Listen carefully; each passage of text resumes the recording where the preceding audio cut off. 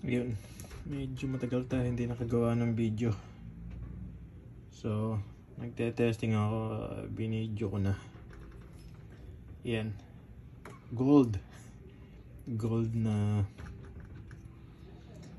tawag dito, regulator. So, yan, nilagyan ko ng dalawang gauge. Itong isang gauge air force, setting ng regulator 1,800. Ayan o. Maganda pala pag malaki gauge. Kitang kita kahit di ka magsalamin. Sa tulad nating medyo mahina na mata. So, may isang gauge pa doon yun. Pan-testing ko lang gauge ang kita nyo, marami na gas-gas.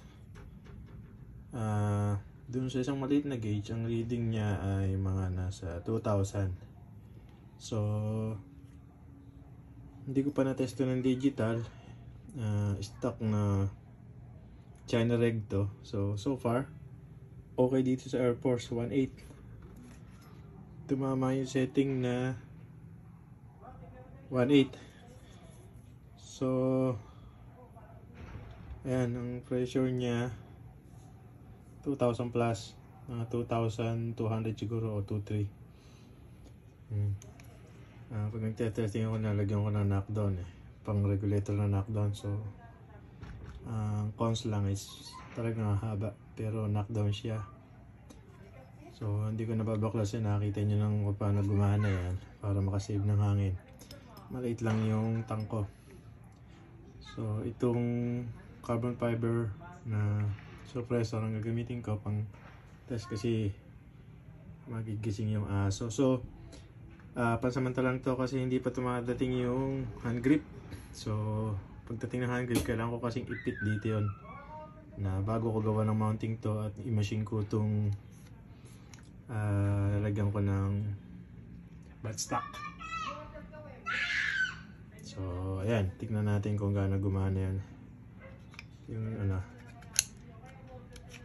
naka small ply na makala ko, hindi ko kanabit ng malaki. Sayang hangin kasi pag binaklas ko, ang daming hangin ito. Sayang hangin. So yung walang small plenum. So ayan, puputo ko yan. Tignan nyo yung galaw ng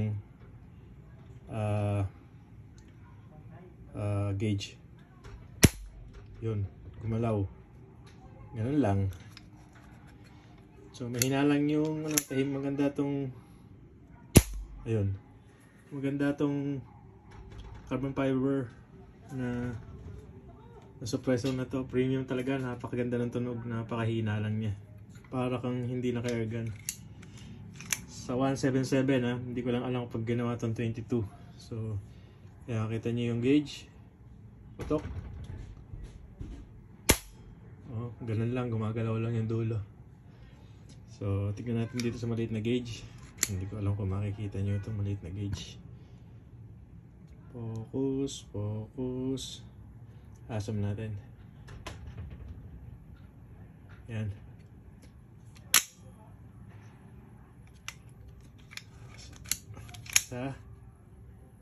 Focus.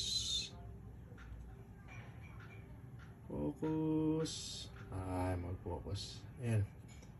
Kasi, ganun lang din. Gumagalaw lang din.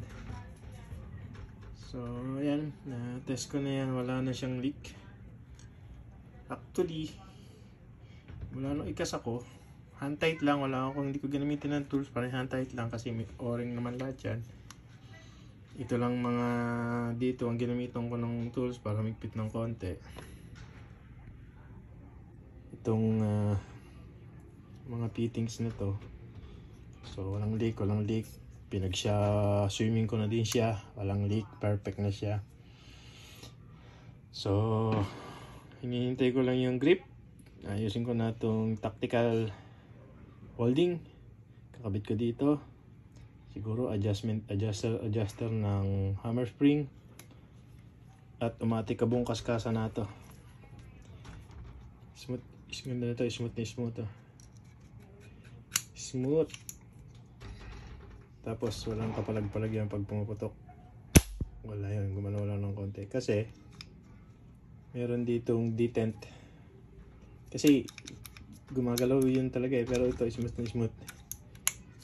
May pagkakasa mo dito, magdi-detent dyan yan, detent doon. So naka-protection doon yun, ganyan lang. Galaw lang yan, ganyan lang. Naka-detent doon.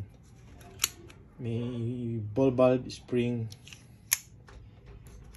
Tapos may bushing yung mga sumpungan na yan is panay stainless, so sa hawakang kakakasa, hindi siya mapupudpod. Hindi siya luluwag. So matagal ang laban. Putok.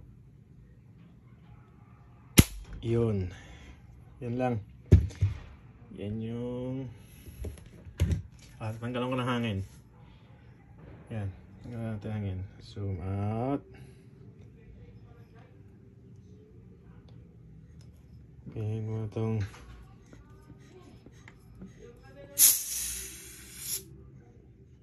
ayan. Matagal na natin nakita yan. Wala nang hangin yan. Hindi na ako connection sa regulator. So, nakasara pa rin yung regulator kasi nga may pressure dito. So, pag pinuto ko yan, biglang sisingaw yan.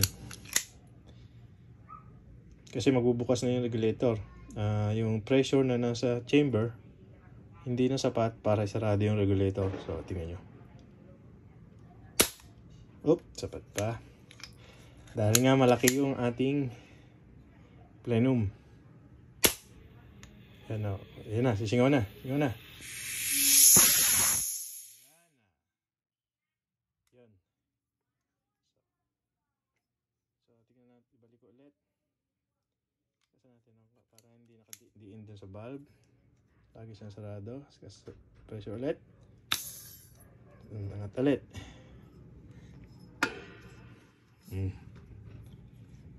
Yan. Tactical. So, hindi pa rin to final. Niisip ko pa kung anong magandang dagdag dito. Butasan to para gumaang. Although magaang na. So, tactical. Yan. So, hintay ko lang yung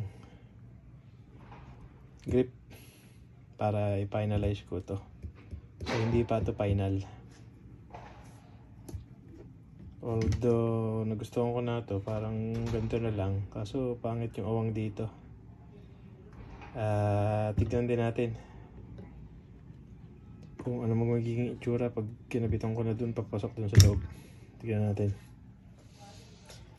Okay. Ito na yung receiver na pwede nilagyan ng malaking plenum. 40cc and 20cc. More or less. So, yan. Wala na. Ganun pa rin. May safety. Putok. Putok. Di pa, pagka nalinis ko pa ito lahat. Pati yung mga internal nito, mas lalong i-smooth to. Kasi panirap pa yan. Hindi pa masyado malinis. Huling pa ng konti yung mga butas-butas para minis. So, yan. Balano kung wag nalagyan ng extension valve dito. Kasi, naglagay ako ng gauge dito. Pwede kong tanggalin tong gauge. Pwedeng wala ng extension valve. Pero sayang din yung hangin dito. Kasi ito yung pinaka-pondo dun sa valve. So, yung supportahan nitong plenum pa pag ganun. Ito yung pondo. So, yan ang galaw niya. Oh. Kapranggot lang. Sige, paputukin natin ng walang silencer. Marinig niyo yun. Totoong putok nito.